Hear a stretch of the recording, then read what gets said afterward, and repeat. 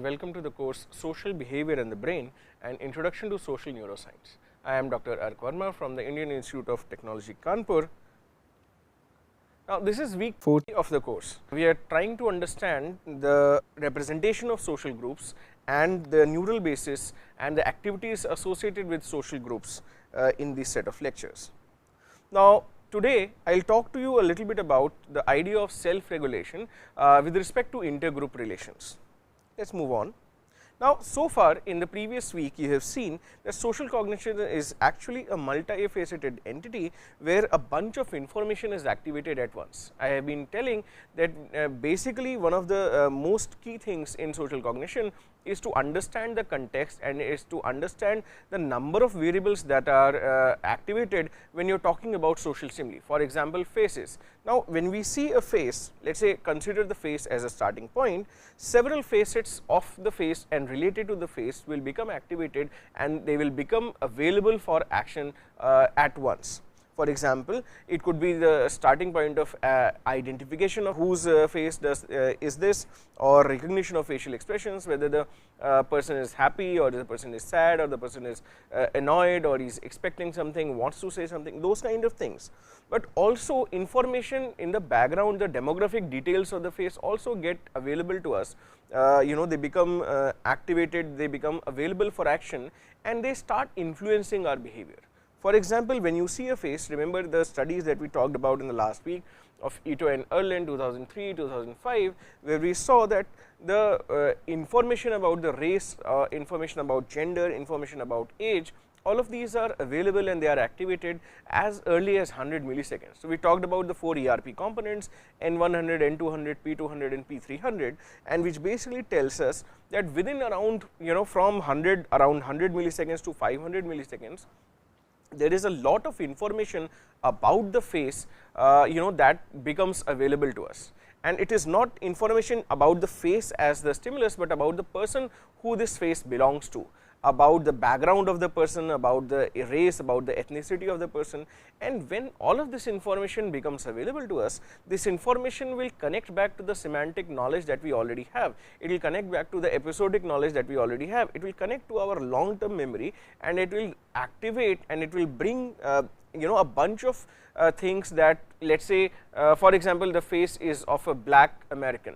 Now, if I have any preconceived notions about black Americans, looking at the face of a black American even for 100 milliseconds will bring all of those notions available to me, and they may start influencing my reactions to this face, or in general in general situations it will start affecting my reactions to the individual as such. Alright. So, this is basically very something that is very interesting, because even a glance at somebody's face will make activated all of our stereotypes, all of our prejudices, also our pleasant experiences. It is not only about the negative things, but all the memories that you will have associated with that specific individual's face or about their background will become available. Alright. Now, this variety of activated information, it will bring about not only the recognition of this information, but it will, as I said, activate subsequent prejudice, subsequent attitudes, all of them will become available.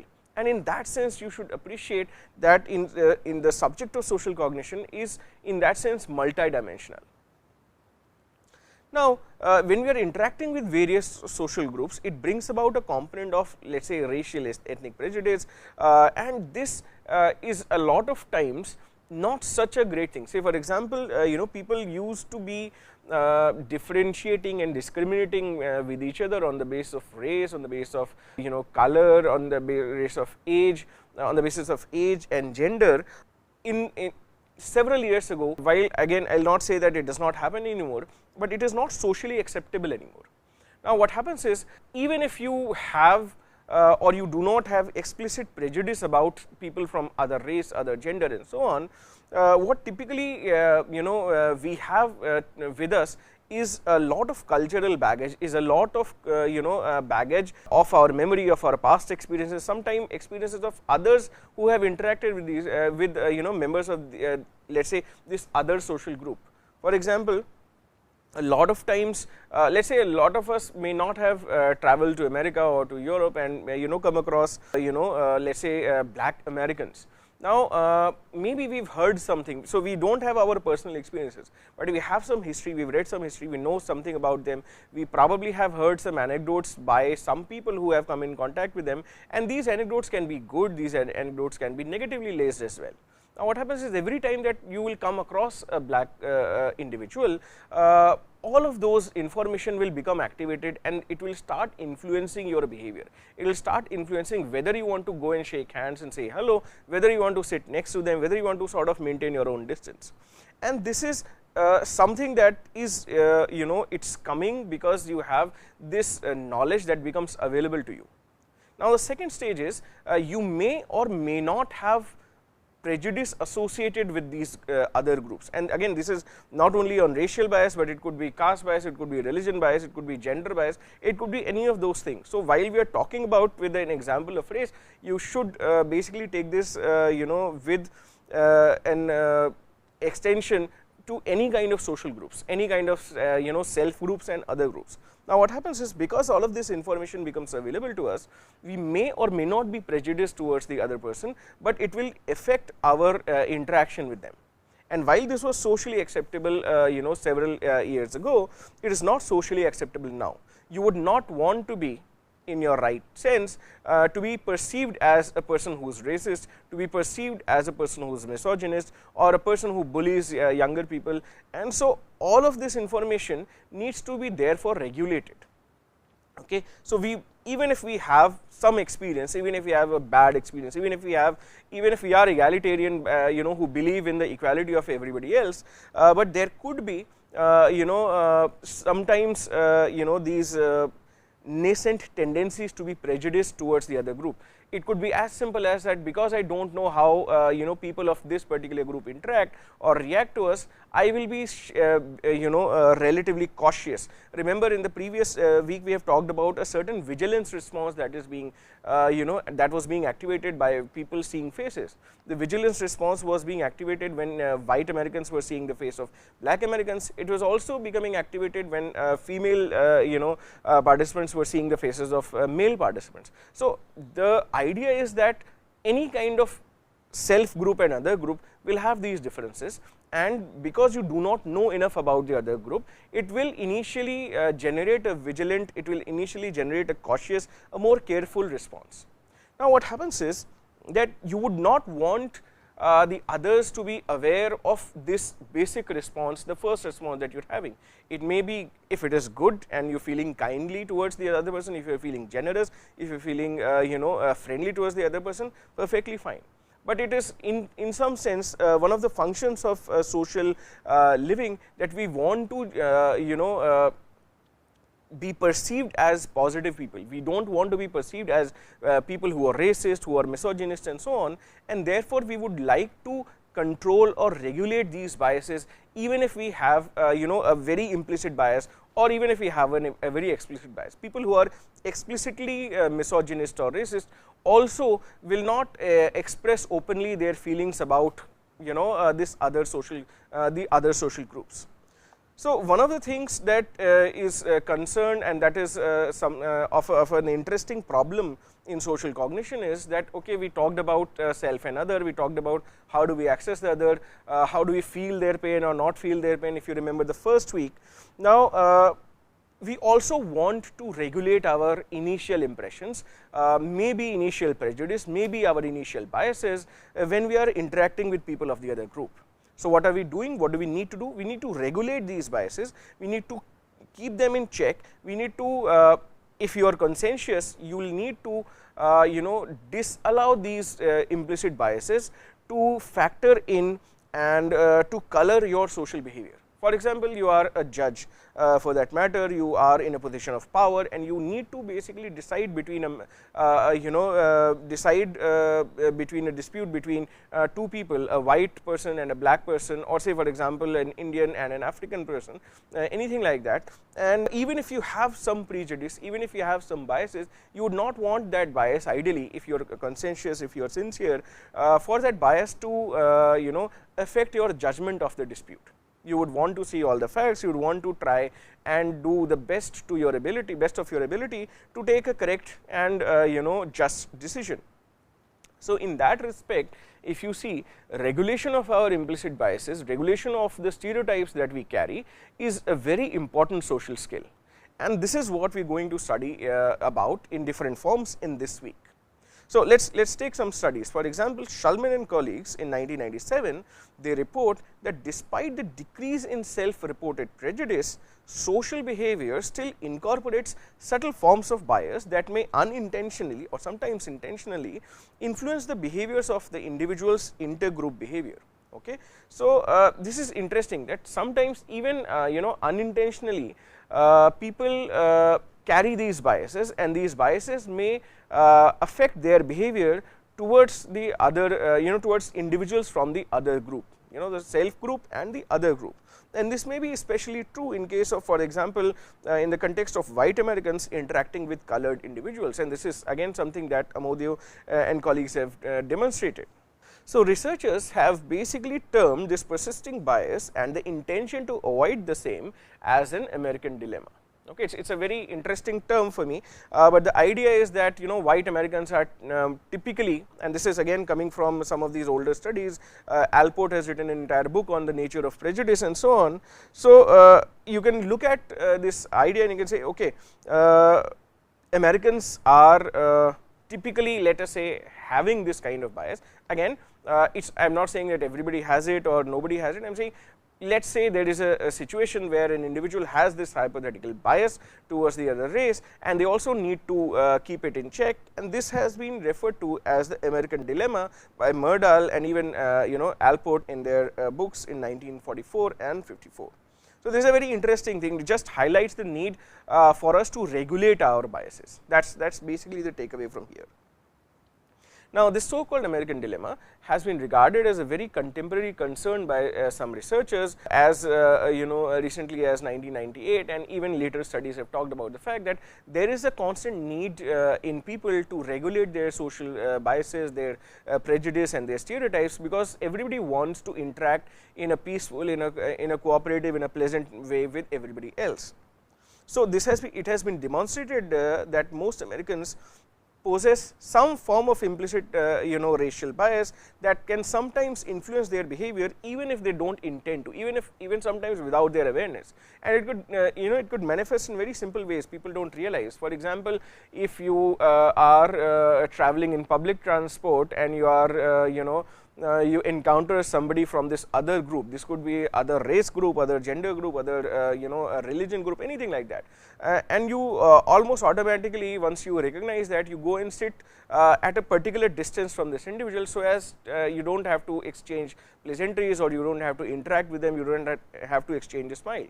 Now, for most people, if there is place on the other side, why not? While you go and sit just next to somebody. But interestingly, and we will talk about some of these studies later, that the degree of implicit bias that you carry can actually determine this behavior, that it will determine how far you will go and sit from this person of the other group. It could be a racially different group, it could be a religiously different group, it could be any of these groups. Okay. So, and the way this happens, the way this implicit bias really affects our behavior manifests in different ways.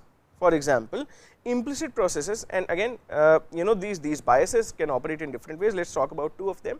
Implicit processes that operate automatically and influence somebody individual's thoughts, emotions and behaviors. So, there is this implicit nature of biases, and there is an explicit bias, say for example, that involve deliberation, awareness and are associated with intentional and strategic responses. Sometimes these biases may not be implicit even, they might be rather explicit, they might have been well thought about. For example, it is possible that due to some knowledge that you have had, due to some experience that you have had, due to some kind of propaganda that you have been subjected to, you may have an explicit bias, a very well reasoned, rationally established bias about the other group individuals. You can say, oh, I hate or I do not like people from this particular group because so and so, and in that case the bias becomes explicit. It starts manifesting not only in your overt behavior, not only in your covert behavior, but also in your overt behavior. You will speak about that, you will talk about that, you will consciously make a strategy to disengage with the people or the people of that group that you do not like to. Okay. So, again this whole idea of in these informations being available very rapidly, and then these information being available very rapidly and activating the subsequent biases is a rather interesting, but a rather important idea that we should consider. So, both implicit and explicit processes work together in concert to orchestrate adaptive behavior. For instance, in regulating racial prejudice, whereby many individuals hold explicit intentions to respond without prejudice, even sometimes contradicting their implicit biases. Now, what is I told you that there is this implicit there is this need to regulate behavior. Nobody wants to be perceived as racist or as communal or as misogynist.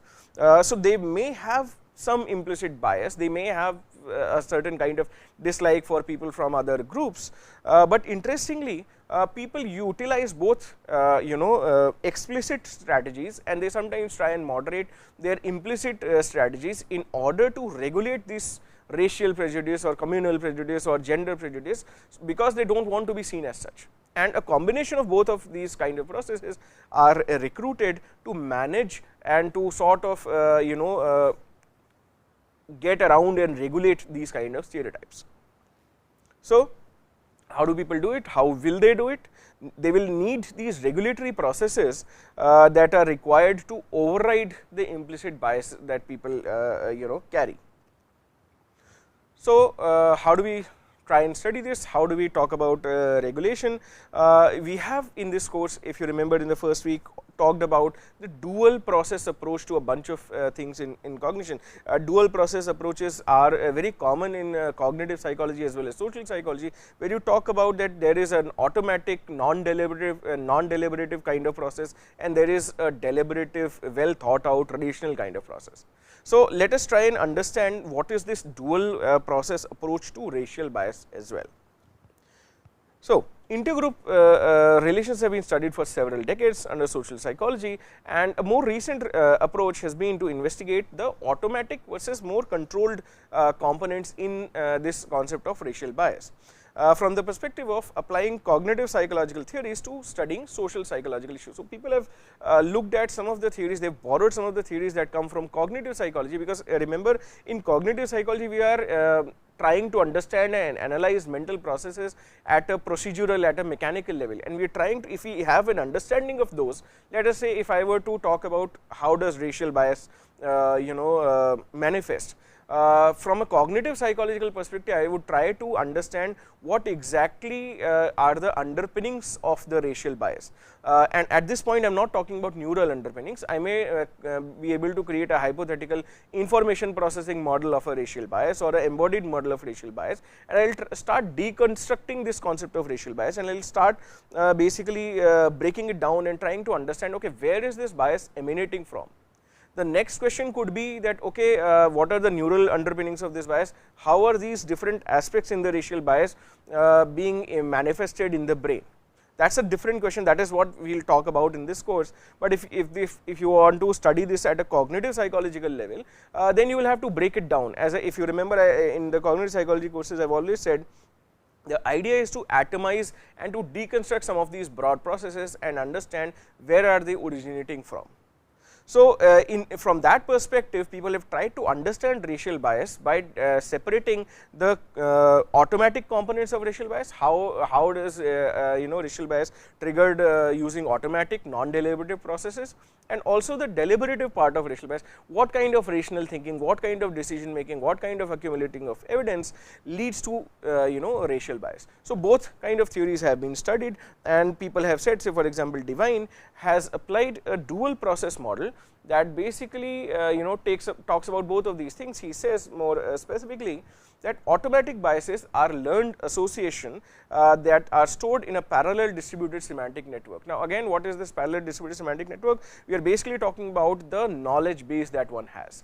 the knowledge base that you have accrued over time, learned about how the world works, learned about the different actors and players in this world, and you have learned a bunch of things. For example, if you have been exposed to a lot of let us say, I do not know, movies for example, where you have seen that black Americans are mostly involved in drugs, they are involved in gun violence, they are involved in all sorts of crime, and it is the entire data set about the black Americans that you have. You have never interacted with one, you have not traveled with one, and you do not have positive experiences with some.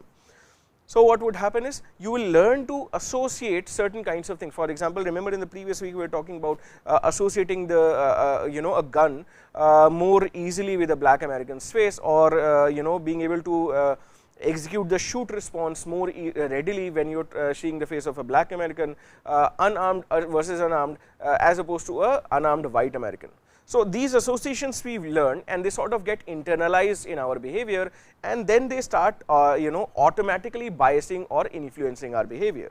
So, this model borrows from theories of cognitive psychology and suggests that implicit biases were learned through repeated exposure to associations between black Americans and stereotypic or negatively balanced concepts. As I was just saying, if you have seen only those kind of movies, if you have seen only a particular kind of movies where members of a certain group are always linked to violence, or are always linked to something like that, negative things for that matter, then you will end up having a negative perception of people from this group.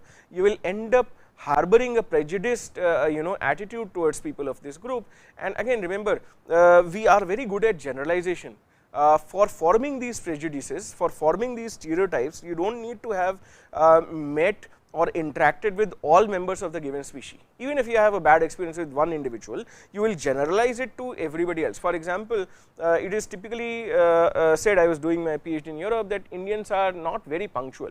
It may be correct, it may not be correct, but for example, maybe where does this start? It may have started at one point at where for a meeting a particular Indian student arrived late, and then the person involved said, oh, it seems that Indians are not very punctual. And it is obviously not possible for that person to have sampled all Indians, we are too many for that to happen, but this generalization sort of becomes internalized in the semantic memory, in the semantic network of that individual, and it will start coming up every time you have to interact. So, for example, for this person to keep any appointment with Indian individuals would be always concerning that, oh, should I give a time of 10 minutes early, so that the person at least reaches on time, and it could be with friends, with social groups, all kinds of things. On the other hand, the controlled component of this model represents the consciously held beliefs and intentions of individuals. So, as I said, the deliberative component of bias, or the deliberative component in bias, is something that is well stated. People have reasoned about it, people have thought about it. Oh, we do not like people from group X because of reasons X, Y and Z, A, B and C, and say, for example, it could be because we have learned about this historically, we have been taught about this in our books, in our newspapers, on our social media, or maybe even I have had one bad experience with a person of this kind. And again, remember, how does confirmation bias apply in decision? It basically, once you have had a bad experience, you are looking for bad experiences with individuals of that outgroup, and you are constantly generalizing. So, every time what you are doing is you are looking for more examples to add to your prejudice. People are not actively looking for taking away prejudice, but a lot of times people, you will find they are actively looking at feeding their prejudice. So, that is in that sense a rather interesting phenomena. So, Devine demonstrated that racial biases could be activated automatically, and they can affect one's personal judgments regardless of one's explicit racial attitudes. So, for example, explicitly you can say, oh, I am an egalitarian individual, for me everybody is equal, I see people as born from the as pieces of the same cloth. You can take any metaphor, but implicitly you have that bias, and what happens is, even despite you explicitly saying that, oh, I am not a misogynist, or I am not a racist, or I am not a communalist, it is possible that this can affect your personal judgments. It could affect the way you interact with individuals, it could affect the way you take decisions about certain things, it could affect how you even pass on the knowledge, describe others and so on. So, automatic stereotyping effects were indeed found to be dissociable from controlled belief based intentions. Interestingly, if you look at this, most theoretical accounts of racial bias have been consistent with this dissociation model. Now, the thing is, what is this dissociation model? The idea is that automatic non-deliberative components and deliberative components basically are different components that feed into the same racial bias. They are dissociative, they are dissociable, their neural underpinnings are dissociable, the way they work is dissociable, and they will both in different ways, in their different ways, feed into, let us say, the racial bias that one has. So, to elaborate, social cognitive models of automatic and control processing basically propose two kinds of processing. In the context of race bias, these models assumes that there are these implicit stereotypes, for example, traits that are ascribed to black Americans, that they are big, burly, engaged in violence, get angry easily, anything you can cook up for that matter, and implicit evaluations of black people that are processed through a single automatic mode of processing. So, the idea is two modes of processing have been proposed. One is that implicit stereotypes, working through implicit stereotypes, and the other is implicit evaluation of people. So, you can come with the stereotype, the knowledge that you have gained over several years, and then there is your own evaluation that will come through, and it will basically affect your behavior through a single automatic sort of mode of processing. As per this dual process framework, implicit stereotypes are actually refer to linked representations of stigmatized group members, for example, blacks, or all females, or all males, or all members of a particular caste or community, or anything you can take, and semantic concepts such as traits as hostile. Say, for example, these people are hostile, these people are extremists, these people are violent, violence friendly, any of those things. So, what we are doing is, we are basically creating a sort of a network where we are putting in on one side all of the members of this group, and on the other side all of these traits, and we are mapping these things together, because this is sort of a easy way to do, and it sort of in some sense maintains and feeds our biases. The implicit evaluative bias is supposed to represent the net valence of these semantic links. So, the implicit bias that we will have is on one side all of these qualities of these people, and all of these people, and maybe our experiences with individuals of them. If the overall impression is positive, then we tend to have an implicitly positive reaction or impression of people. If all of this is implicitly as a sum, as a net negative, then we will have a net valence negative or a prejudice towards these individuals. So, this model assumes that implicit stereotyping and prejudice arise typically from the same mechanism, such that they are learned, activated and unlearned in the same way. So, basically what they are saying is, while these are two different processes, they may be operating in the similar manner. Okay. And in the same way, dual process models in social cognition generally assume that control also comes through a single process. So, this idea of regulation that I was talking about also happens through a single process. However, some people have not agreed with this. So, they say that no, control involves some deliberative steps also, for example, detecting the presence of bias, determining its magnitude and direction, and then adjusting one's response in kind. So, for example, obviously control regulation, a lot of research suggests, a lot of people suggest that it is also to a certain extent deliberative. People intentionally, deliberatively decide to be not racist. They deliberately, intentionally decide to not harbor or not let the bias affect their behavior. Also, the dual process models in social cognition have been useful in understanding and explaining various types of social behavior. So, we have seen in the past as well that the dual process models sort of give us a good idea about how certain social cognitive phenomena are operating. For an example, evidence from behavioral and cognitive neuroscience research suggests that the dual process framework, although it works fairly for explaining a lot of things, it may also need some kind of fine tuning. And for example, they say there are several phenomena that these dual process models do not explain very well. Example being, why do some egalitarian individuals fail to control their expressions of bias more than some others? For example, see, all of us in an ideal world would like to be non-biased, we like to be very liberal, treating everybody as equal. But even if this is the explicit attitude that we want to harbor, even if this is the explicit attitude that we want to project, sometimes it would happen is that some of us will let the biases come in the way, and some of us will let the biases come in a way more than others. Some people are good at controlling their biases, some people are not very good at controlling their biases, and this is not very well explained by these dual process models. Also, for example, why is control usually more successful when it is motivated by personal reasons as opposed to normative reasons? If you have a bias, it can actually go away only if you personally want it to. If you have had a very positive experience with the members of the group that you have a bias against, maybe if you really want it, only then the bias will go away. It typically does not obey, or it typically does not go away for just normative reasons, for just reasons of show or reasons of projection. So, these are some of the issues that still need to be studied and investigated more deeply, in more detail, by the dual process models. And these models typically assume that implicit processes have actually more profound effects in behavior, but again there is very little evidence for this. If you start looking at how people are letting these biases play, there is very little evidence that actually talks about how these implicit biases manifest, and there are relatively fewer ways to measure these implicit biases as well.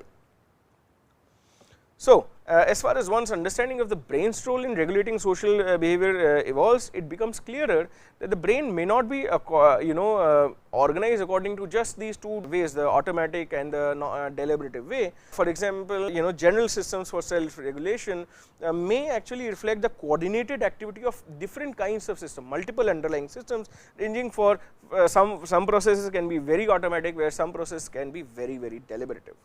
So, again we will continue this discussion on biases, and we will talk a little bit more in detail about biases in the next lecture.